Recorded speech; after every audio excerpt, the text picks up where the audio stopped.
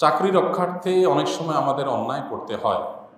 এক্ষেত্রে উপরস্থ কর্মকর্তার নির্দেশ পালন করার কারণে আমাদের কি কোনো গুনাহ হবে? ভাইরা আমাদের অনেক ভাইরা আছেন যারা মনে করেন যে আমি তো আমার ডিউটি পালন করছি, আমি আর কি করব, আমি তো উপরস্থ বস বা কর্মকর্তার নির্দেশ রক্ষা করছি, আমি নিজে থেকে তো কোনো অন্যায় করছি না, অতএব এটার জন্য বোধহয় আমার কোনো দায় থাকবে না। পরিষ্কারভাবে তারা শুনে রাখেন, আল্লাহ রাব্বুল আলামিনের কাছে নির্দেশদাতার অপরাধের যেরকম বিচার হবে, নির্দেশ তামিল করে যিনি অন্যায় করেছেন, অপরাধ করেছেন, বাস্তবায়ন করেছেন, তারাও আল্লাহ তাআলা কি করবেন? বিচার করবেন। আল্লাহ তাআলা বলেছেন, তাআওয়ানু আলাল বিররি ওয়াত তাকওয়া ওয়ালা তাআওয়ানু আলাল ইসমি ওয়াল উদওয়ান। তোমরা ভালো কাজ, তাকওয়ার কাজে একে অন্যের সহযোগী হও, আর পাপ এবং সীমালঙ্ঘন, আল্লাহর অবাধ্য হওয়ার কোনো কাজে কেউ কারোর সহযোগী হতে পারবে না। আমার আত্মীয় স্বজন, তার মুখের দিকে তাকে একটা অন্যায় করলাম, স্যার বলছেন নির্দেশ, তাই আমি চাকরি রক্ষার্থে করলাম, কোনো আল্লাহ তাআলার কাছে এই সমস্ত এক্সকিউজ কাজে আসবে না। এই জন্য ভাই, যেই চাকরি করতে গিয়ে আপনাকে অন্যায় করতে হবে সেই চাকরি করবেন না। মানুষের একটা পেট পালার জন্য এত কষ্ট করতে হয় না।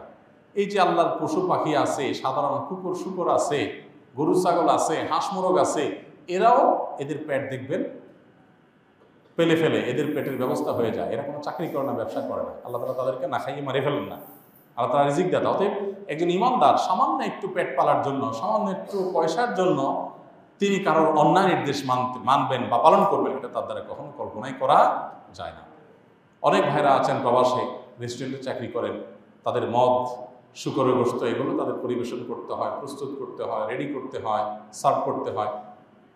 তারাও একই প্রশ্ন করেন যে আমাদের জন্য এটা জায়েজ হবে কিনা, আমি তো নিজে মদ পান করি না, আমি তো নিজে হারাম খাই না। উত্তর একই, আপনি হারাম না খান, যে হারাম খাবে তাকে আপনি সহযোগিতা করবেন। অতএব আপনি নিজে তামিল করেছেন, আরেকজন নির্দেশ বাস্তবায়ন করেছেন, নির্দেশদাতা অপরাধী, আপনিও অপরাধী, কোনো রক্ষা হবে না। মনে রাখবেন, সেই কাজ করা জায়েজ নাই যে কাজ করতে গেলে আমাকে অপরাধে লিপ্ত হতে হয়, অপরাধ সংগঠন করতে হয়, সেই কাজ করা আমার জন্য জায়েজ নাই। নিজের আখিরাত রক্ষা করবার জন্য সেখান থেকে আমাকে সরে আসতে হবে। এবং এই বিষয়টি না বোঝার কারণে আমরা অনেকেই নিজের অপরাধগুলোকে আমরা অপরাধ মনে করি না। আমরা মনে করি আমার কি দোষ, আমি তো হুকুমের গোলাম, তোমাকে তার গোলামি করতে কে নির্দেশ করেছে? লা তাআতা লিমাখলুকিন ফি মাসিয়াতিল খালিক। আল্লাহ রাব্বুল আলামিন কোনো কিছু নিষেধ করেছেন, পৃথিবীতে এমন কোনো সত্তা নেই যার নির্দেশ মানা যাবে আল্লাহ সেই নিষেধাজ্ঞাকে অমান্য করে। এমনকি আপনার নিজের মা বাবাও যদি আপনাকে অর্ডার করে যে বাবা এ অন্যায় করো, তো আল্লাহ তাআলা কোরআনে কারীমে বলেছেন, ফালা তুতি'হুমা ওয়া ইন জাহাদাকা আলা আন তুশরিকা বিল্লাহ। আল্লাহর সাথে শরীক করো, এই নির্দেশ যদি বাপ মাও দেয়, যেই কোনো অন্যায়ের কথা যদি বাপ মাও বলে, তাহলে ফালা তুতি'হুমা, তাদের ওই কথার অনুসরণ করা যাবে না, ওই কথা মানা যাবে না। অতএব বস তো বস, চাকরি তো চাকরি, জন্মদাতা মা বাবা যদি অন্যায় করতে বলে সেটা করা যাবে না। বিধায় আপনি হুকুমের গোলাম, আমি অর্ডার তামিল করেছি, এই কথা বলে আল্লাহর কাছে পার পাবেন না। আল্লাহ তাআলা আমাদের সবাইকে সবসময় সততার উপরে, নিষ্ঠার উপরে পরিচালিত করার নিজেদেরকে আল্লাহ তাআলা তৌফিক দান করুন, এবং সব ধরনের অন্যায়, সব ধরনের অবিচার, সব ধরনের জুলুম, সব ধরনের গুনাহের কাজ, পাপের কাজ, এটা থেকে বেঁচে থাকতে হবে। আমাদের অনেক ভাইরা আছেন ছোটো ছোটো চাকরি করেন, স্যার মদ খাবেন, নিজে মদ খায় না, স্যারের মদের বোতলটা গাড়িতে এনে দিতে হয়। হ্যাঁ, তো এটা জায়েজ নেই, হারাম কাজ। যেই স্যারের নিয়মিত এই কাজ করা লাগে,